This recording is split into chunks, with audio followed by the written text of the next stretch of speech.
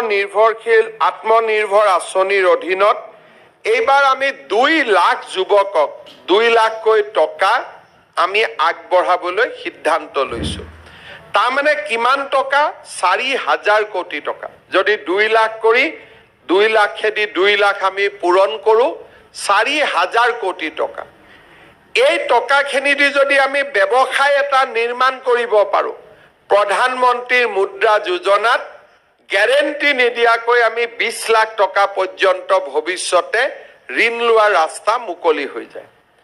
কিন্তু এই টকাকেইটা লৈ যেতিয়া আমি মোবাইল আৰু বাইক কিনো, ভৱিষ্যতে আৰু 2 লাখ ল'ৰা ছোৱালীৰ জীৱনৰ পথ আমি ৰুদ্ধ কৰি দিয়া হয়।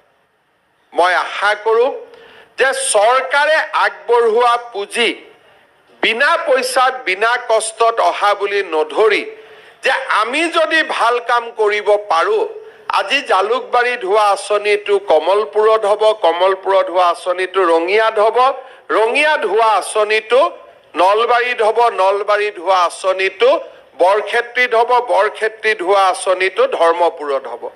অসমৰ পৰিৱৰ্তন হ'ব। কিন্তু জালুকবাৰীত যদি আঁচনিটো মাৰ খাই যায়, অফিচাৰসকলে ক'ব যে CMৰ সমষ্টিতে নহ'ল যেতিয়া বেলেগত ক'ত হ'ব, এইটো বন্ধ কৰা ভাল। এই চিন্তাধাৰা আমি সদায় মনত ৰাখিব লাগে।